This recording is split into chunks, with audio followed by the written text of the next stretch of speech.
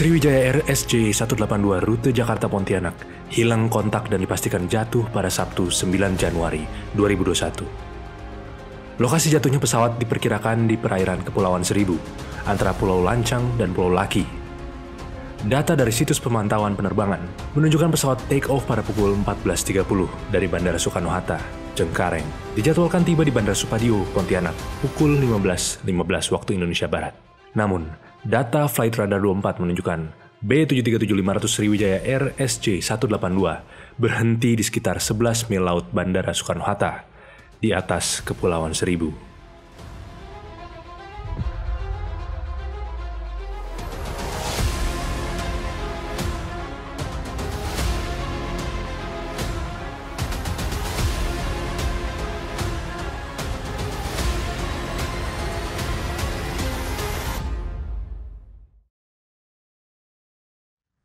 Kemarin sore dan tadi malam saya telah mendapatkan laporan dari Menteri Perhubungan mengenai musibah jatuhnya pesawat Sriwijaya dengan kode penerbangan SJ182 rute penerbangan dari Jakarta menuju ke Pontianak di area Kepulauan Seribu. Saya atas nama pemerintah dan seluruh masyarakat Indonesia menyampaikan duka cita yang mendalam atas terjadinya musibah ini. Direktur Utama Sriwijaya menyatakan pesawat Sriwijaya Air nomor penerbangan SJY182 itu berada dalam kondisi prima saat melakukan penerbangan. Semua komponen penting sudah diperiksa dan dipastikan keadaannya. Hal krusial yang mungkin bisa menjadi pertimbangan adalah sempat terjadinya delay selama 30 menit. Pesawat delay karena kondisi cuaca yang sangat buruk. Karena status kasus ini yang masih sangat hangat, kepastian mengapa kejadian ini bisa terjadi masih menjadi sebuah misteri dan teori belaka.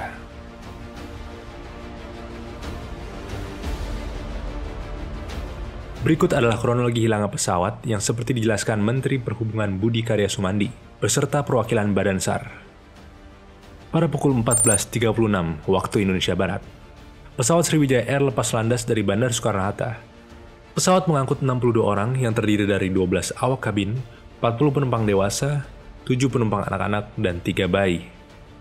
Pesawat seharusnya terbang pukul 14.30, namun harus ditunda karena cuaca buruk yang tak memungkinkan pesawat tersebut lepas landas. 17.24 waktu Indonesia Barat.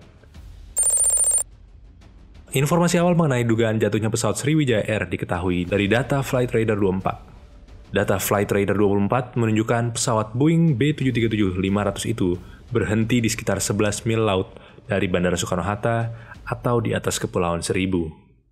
Pesawat sempat melewati ketinggian 11.000 kaki, tetapi tiba-tiba kehilangan ketinggian. Kecepatan pesawat juga turun drastis. Posisi terakhir menunjukkan ketinggian 250 kaki di atas permukaan laut dengan kecepatan 358 knots. Pukul 18.00 waktu Indonesia Barat. Bupati Kepulauan Seribu, Junaidi, membenarkan pesawat Sriwijaya Air rute Jakarta Pontianak jatuh di sekitar Pulau Laki. Tim dari Basarnas sedang menuju lokasi kejadian. Pukul 18.20 waktu Indonesia Barat. Mana ketemu ya? Ketemu. Mana? Oh iya. Ayo. Oh ini kabelnya ya. Ayo. Ya benar kabel pesawat ini. Hancur tuh. Angkat. Ini pesawat. Oh iya benar ya ini. Berdiri. Nih. Maju lagi. Kepala Seksi Pemerintahan dan Transit Kecamatan Kepulauan Seribu Selatan, Surahman, mengkonfirmasi temuan sejumlah barang di sekitar Pulau Laki dan Pulau Lancang. Barang-barang tersebut diduga berasal dari pesawat Sriwijaya Air yang dikabarkan hilang kontak. Barang-barang yang ditemukan berupa potongan pakaian dan beberapa kabel. Badan SAR Nasional langsung menyisir lokasi dugaan jatuhnya pesawat Sriwijaya Air SJ182 menurut Surahman. Para nelayan di sekitar Pulau Seribu juga mendengar suara ledakan seperti suara petir. Bahkan ada nelayan yang melihat pesawat jatuh ketika hujan deras mengguyur lokasi kejadian. Kronologi berlanjut sampai hari ini, Minggu 10 Januari 2020. Pada hari Minggu, 10 Januari, dini hari. Pihak SAR masih terus melakukan pencarian sekitar Pulau Laki dan Pulau Lancang. Pencarian Sriwijaya Air di perairan Kepulauan Seribu. Pukul 3 pagi waktu Indonesia Barat. KRI Rigel yang dilibatkan dalam misi pencarian SAR telah melacak sinyal yang terakhir hilang dari pesawat Sriwijaya Air. Tim penyelam Kopaska menyelam ke lokasi.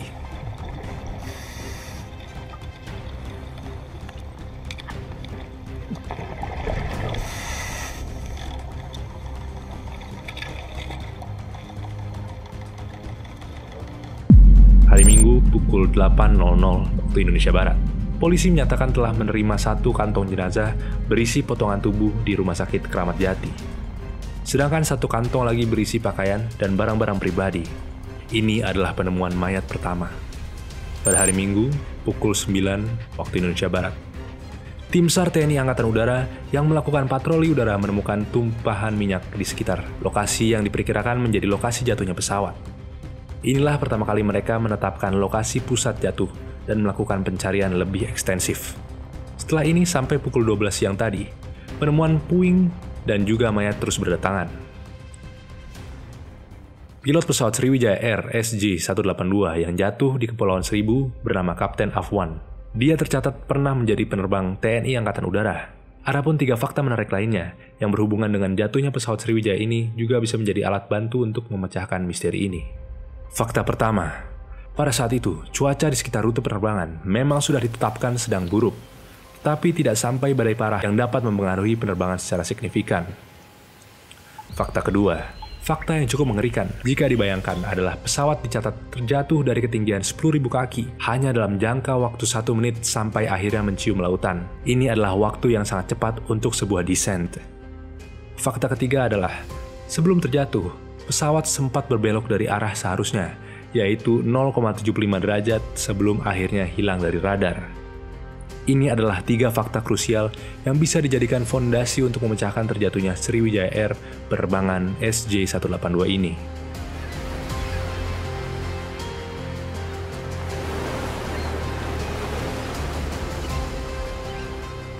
Walau kasus ini masih sangatlah dini dan masih dalam proses penyelidikan, ada teori yang menurut kita pribadi mungkin adalah faktor yang cukup besar yang menyebabkan musibah ini terjadi. Kita kutip dari detik.com. Admisi Penerbangan Federal atau FAA melakukan arahan kelayakan udara darurat untuk 2.000 pesawat Boeing 737NG dan Classic yang terdaftar di Amerika Serikat. Pesawat Boeing 737NG meliputi seri 600, 700, 800, dan 900, sedangkan Boeing 737 Classic meliputi seri 300, 400, 500, dan jenis ini masih banyak dipakai maskapai Indonesia, termasuk Sriwijaya Air. FAA memperingatkan kemungkinan korosi pada pesawat yang diparkir. Kerusakan ini dapat menyebabkan kegagalan pada mesin ganda. Para pengawas menemukan air check valve rusak saat mengeluarkan pesawat dari penyimpanan. Temuan ini menyusul 4 laporan terbaru dari terhentinya mesin tunggal pada pesawat yang telah lama diparkir. Bisa kita pahami, pihak Boeing dan FAA menemukan jika pesawat sudah diparkirkan terlalu lama, akan mengakibatkan kerusakan yang signifikan terhadap mesin. Maskapai global memarkirkan ribuan pesawat karena pandemi virus corona, tetapi beberapa telah mulai terbang lagi karena permintaan meningkat. Mungkin kejadian ini juga menimpa Boeing 737-500 milik Sriwijaya Air. Yang harus diwanti-wanti adalah maskapai Indonesia juga banyak mengoperasikan seri B737.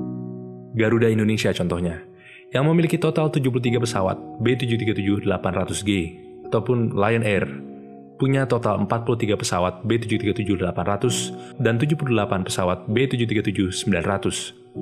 Sriwijaya Air memiliki 6 pesawat B737-500, 16 pesawat B737-800, dan 2 pesawat B737-900. Semoga kejadian ini bisa menjadi sebuah pelajaran agar tidak terjadi musibah semacam ini lagi ke depannya. Dan kami turut berduka cita atas kejadian ini dan akan selalu mendoakan keluarga dan semua orang yang terlibat agar selalu diberikan kesabaran dan ketabahan untuk melalui kejadian naas ini. Jika memang ada update terkait kasus ini yang cukup signifikan, akan segera kita bawakan di video selanjutnya. Dan seperti biasa, salam cekam dan misteri.